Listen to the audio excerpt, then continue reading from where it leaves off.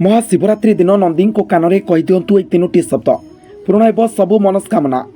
जमिति सृष्टिर तैयारी होगाकू नहीं कौन प्रमाण नहीं, से भली शिवलिंग सृष्टि होबार कौन प्रमाण नहीं। केवल यह कहुए जे जेतेबेले शिवलिंग सृष्टि है सेतेबेले सर्वप्रथमे ताहा ब्रह्मा एवं विष्णु द्वारा पूजा करा जायतिला। महादेव द्वार में उच्च नीच समस्त स्थान सामान होता है। महादेव को भोले भंडारी कहुए कारण से बहुत जल्दी निज भक्तों उपरे प्रसन्न हो जाते।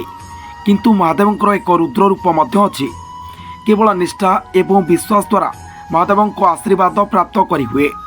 आजिकार लेखारे आमे आपण को कहबू जे महाशिवरात्रि दिन क्यों काम कले महादेव क्रोधित हेबे।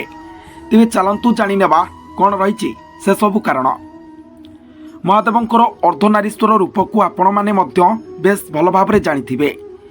कहि रखिबु जे महाशिवरात्रि दिन कौन महिला को अपमानित करने कथा नुहे एवं आघात देवा मध्य पाप होता है।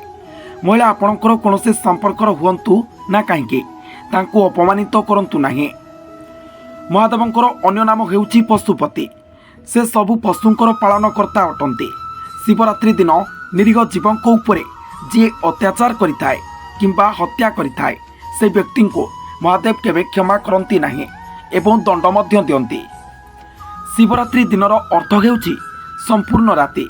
एई दिन महादेव भक्त माने राति सारा उजागर रही उपवास रही जागर जालिबार परंपरा रही। यह व्यतीत एई दिन सकाळु शीघ्र उठी स्नान करी पूजा करिबार नियम रही। किंतु जदि आपण एई दिन विलंबित समय पर्यंत सोई रहंती तेबे आपणको भाग्य मध्य सोई रही जिवो। जदि आपण भाबुथिबे जे आपण अधिक टंका खर्च करी भगवान शिव को तांकर प्रिय जिनिस चढ़ाइले से प्रसन्न हो जिवे तेबे आपण संपूर्ण भाव में भूल भावुंट। कारण जो लोक